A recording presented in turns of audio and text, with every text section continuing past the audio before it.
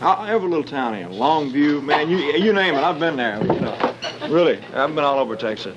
What do you think of Texas? I like it. I like it. 48 years. That's how long this aircraft sat untouched on the grounds of Graceland, its windows darkened, its cabin sealed tighter than a tomb. And when they finally pried open that door in 2025, the first thing that hit them wasn't dust. It wasn't decay. It was the unmistakable smell of 1977, leather, cologne, and something else. Something that made every single person on that recovery team stop dead in their tracks. This wasn't supposed to happen. This jet was never meant to be opened again. And once you understand why, you'll realize that what they found inside isn't just terrifying. It's heartbreaking in ways that'll change how you see Elvis Presley forever. Let me take you back to August 16, 1977. The world had just lost its king. Graceland was swarmed with mourners, journalists, and chaos that nobody could control. But while the mansion became ground zero for public grief, something else was happening quietly on the property. A decision was being made about the Lisa Marie, Elvis's custom Convair 880, the private jet he'd named after the only person on Earth he trusted completely. His daughter. See, most people assume the jet was simply parked and forgotten after Elvis died. That's the story Graceland wants you to believe. But here's what actually happened. Within 72 hours of Elvis's death, Priscilla Presley personally ordered that aircraft sealed. Not stored, not maintained, sealed. She had the doors locked, the windows covered, and gave explicit instructions that nobody, not staff, not family, not even Lisa Marie herself, was to set foot inside that cabin.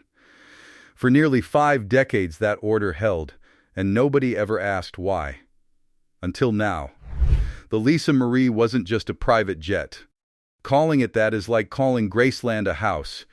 This aircraft was Elvis's escape pod, his sanctuary in the sky, the one place where he could disappear from everyone who wanted a piece of him. He'd spent over $1 million customizing it in 1975, and we're talking 1975 money. That's nearly $6 million today. Gold-plated seatbelts. A bedroom with a queen-sized bed draped in blue velvet. A conference room where he'd hold meetings he didn't want anyone to know about. This plane was more than transportation. It was the physical manifestation of Elvis's inner world, the version of himself he never showed the public. And that's exactly what made it so dangerous to open. When the preservation team finally entered that cabin earlier this year, they expected to find memorabilia.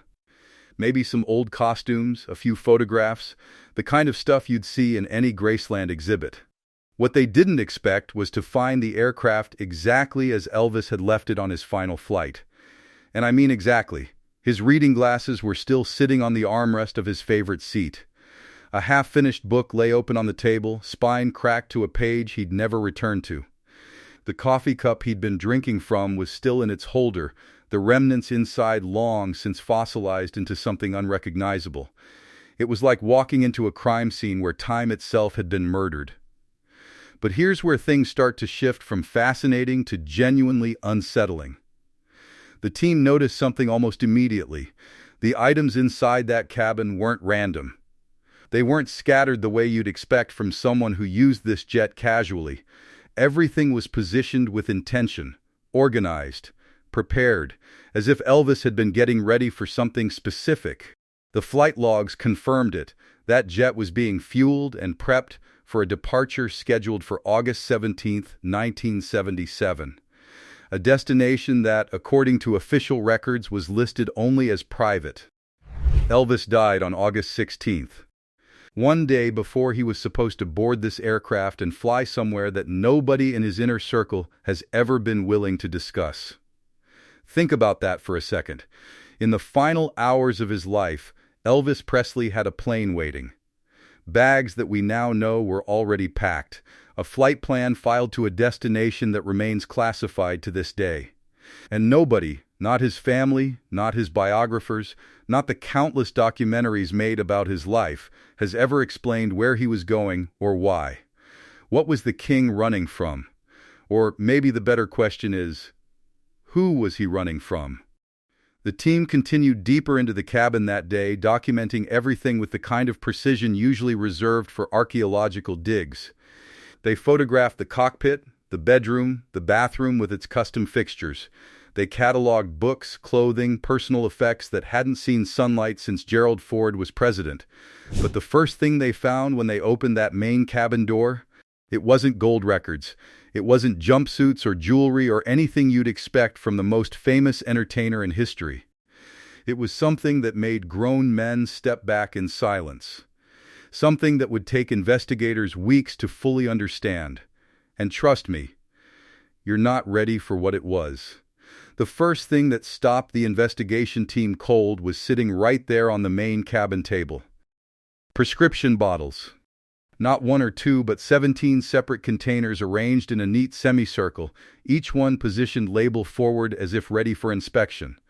These weren't tossed carelessly into a bag or hidden away in shame. They were displayed, organized with the kind of precision that spoke to ritual, to dependency, to a man who had built his entire daily existence around what was inside those bottles. The labels told a story that medical examiners had theorized about for decades, but never confirmed until this moment. Painkillers prescribed by doctors who never coordinated with each other, sedatives from physicians in 3 different states, uppers to get him through performances, downers to let him sleep afterward, and one bottle that contained pills nobody on that team could immediately identify, pills that weren't manufactured by any pharmaceutical company they recognized. But it wasn't just the medication that disturbed them. It was what sat next to those bottles that changed everything. A Bible, worn soft from handling, its leather cover cracked and faded from years of desperate grip. The team opened it carefully, expecting to find a family heirloom or perhaps a prop kept for sentimental value. What they discovered instead sent chills through every person in that cabin. The Bible was open to the book of Psalms, specifically Psalm 88. For those who don't know it, Psalm 88 is considered the darkest passage in Scripture. It speaks of being abandoned by God, of feeling trapped in darkness with no escape, of crying out for help that never comes. And in the margins, written in Elvis's own unmistakable handwriting, were notes. Questions. Please scrawled in ink that had faded but never disappeared. He'd underlined one verse 3 times. You have taken from me friend and neighbor. Darkness is my closest companion. This wasn't the Bible of a man at peace. This was the Bible of a man who felt utterly alone in a world that wouldn't stop watching him. Near the bedroom entrance, the team found photographs, not the glamorous shots you'd expect from a superstar. These weren't concert images or movie stills or pictures with presidents and celebrities. These were small, intimate photographs that Elvis clearly looked at often enough to keep within arm's reach during every flight. Lisa Marie as an infant, sleeping in his arms with a peace neither of them would know again. Priscilla before everything fell apart, smiling at him with love that hadn't yet turned to exhaustion. And his mother Gladys, the photograph so worn at the edges that his fingerprints had literally erased portions of the image over time. He kept the people he'd lost closest to him, the people the fame had taken away. Hanging in the small closet adjacent to the bedroom, investigators found something that broke the hearts of even the most seasoned team members. A white jumpsuit, still wrapped in its original plastic covering, tags still attached. It had been custom designed for a performance scheduled in Portland, Oregon, a show that was supposed to happen in late August 1977. A show that Elvis would never live to perform. That jumpsuit hung there for 48 years, waiting for a body that would never wear it, preserved in plastic like a ghost that refused to move on. And then there was the phone. The jet's custom communication system had been state-of-the-art for its time, allowing Elvis to make calls from 30,000 feet when such technology seemed like science fiction. The team pulled the records, expecting nothing usable after nearly 5 decades. But the backup systems had preserved one crucial detail. The last number dialed from that aircraft. It wasn't Priscilla. It wasn't his manager, Colonel Tom Parker. It wasn't any of the Memphis Mafia members who supposedly had his back. The last call Elvis made from his private sanctuary was to a number that investigators traced to a private security firm, one that specialized in extractions. And then they found the compartment. The hidden one. the one built into the floor beneath custom paneling that even Priscilla never knew existed. What was inside would rewrite everything we thought we knew about the king's final days. The compartment was built to disappear. Custom panels matched the cabin flooring so precisely that 48 years of investigators, maintenance crews, and family members had walked directly over it without ever suspecting a thing. It took a structural engineer 3 hours to locate the release mechanism, a small brass lever disguised as part of the decorative trim running along the baseboard. When that panel finally swung open, the team found themselves staring into a space roughly the size of a small suitcase, lined with velvet that had somehow survived the decades without significant deterioration. What was inside made everyone step back from the aircraft entirely. Cash. Bundled stacks of $100 bills wrapped in plastic and packed with the kind of precision that suggested professional handling. The team counted it 3 separate times, unable to believe the total: $140,000 in 1977 currency. Adjusted for today, that's nearly $750,000 in untraceable cash that Elvis Presley had hidden beneath his own feet. Money that nobody in his family, his management, or his inner circle had ever known existed. But the cash wasn't what disturbed them most. Beneath the money sat a passport. Not the famous diplomatic passport Elvis had received for his international tours, the one displayed proudly in Graceland's museum. This was different. This passport bore a different name entirely. The photograph was unmistakably Elvis, but the identity documents told a story of a man preparing to become someone else. Someone who could board a plane and vanish into a world where nobody knew his face or wanted anything from him. The implications hit the team like a freight train. Elvis Presley, the most recognizable human being on the planet in 1977, had been preparing to disappear. Tucked beside the passport were letters, 7 of them, each sealed in individual envelopes, each addressed to someone different.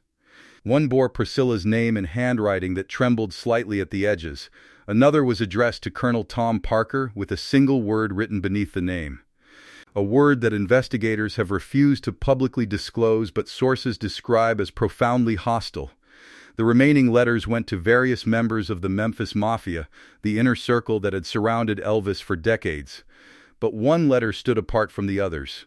Smaller, written on different paper, addressed simply to my Lisa with a small heart drawn beside her name.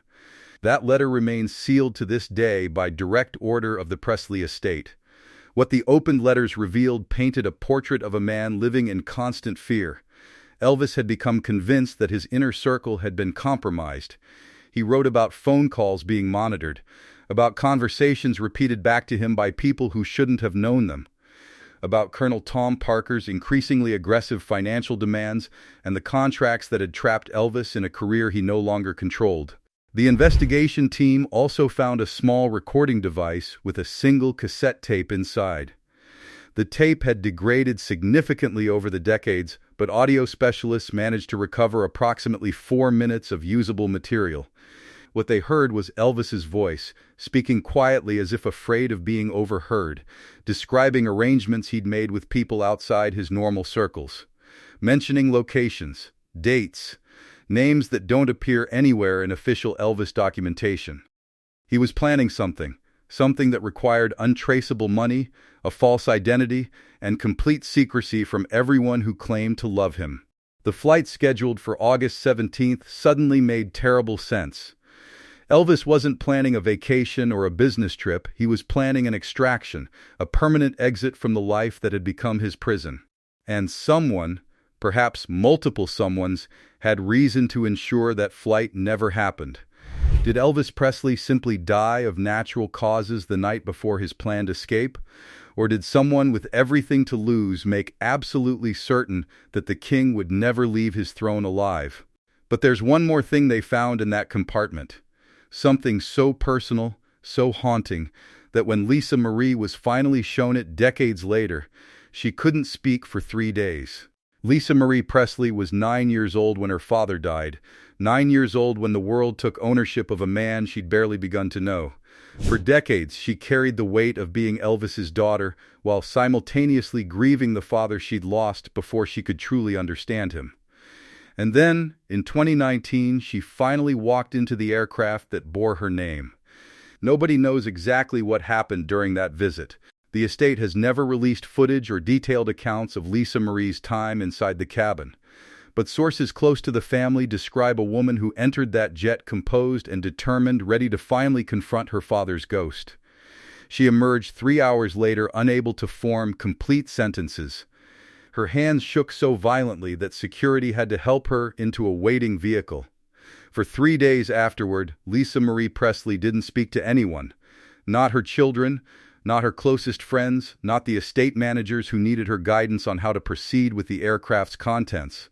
Whatever she found in that cabin, whatever she read or touched or finally understood about her father, it broke something inside her that never fully healed. The item that shattered her was the letter. The small envelope addressed to My Lisa, with the heart drawn beside her name.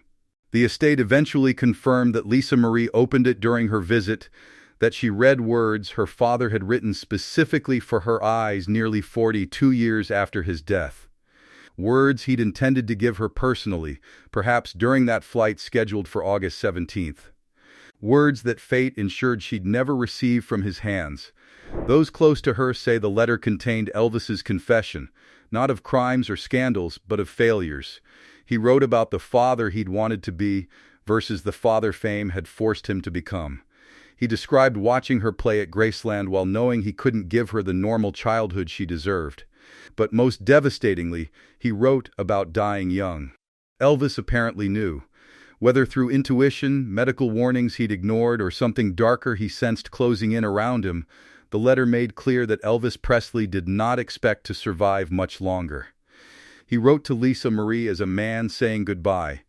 He wrote instructions for the kind of woman he hoped she'd become. Lisa Marie Presley died in January 2023, just 4 years after reading her father's final words. She was 54 years old. The same heart problems that plagued Elvis ultimately claimed his daughter, as if the Presley bloodline carried a curse that fame only accelerated. She never publicly discussed what that letter contained. She took its secrets with her to the grave at Graceland, where she now rests beside the father she spent her entire life trying to understand. The jet sits at Graceland today, restored and displayed for visitors who will never grasp its true significance. The cash was cataloged and secured. The passport was locked away in estate archives. Most of the letters remain sealed, their contents deemed too personal or too damaging for public consumption. But certain items from that hidden compartment will never be displayed, will never be photographed, will never leave the private vaults beneath Graceland's museum. Staff members who work the night shift tell stories they're not supposed to share. Stories about lights flickering inside the Lisa Marie's cabin when no one is aboard. About music playing softly through speakers that aren't connected to any power source. About the unmistakable scent of cologne drifting through sealed doors on August evenings when the humidity hangs heavy over Memphis. Elvis lived surrounded by millions who adored him yet died more alone than any of them could imagine. But inside that jet, frozen in time for 48 years, we finally discovered who he really was beneath the jumpsuits and the gold records and the mythology. A man who wanted to escape. A father who never got to say goodbye. A king whose crown had become his cage. And honestly, that might be the most terrifying discovery of all. What do you think Elvis wrote in that final letter to Lisa Marie? Drop your theory in the comments because I read every single one. And if this story gave you chills, subscribe now because we're just getting started. Graceland's sealed vault contains secrets that'll shake you even harder. Next week, we're going in.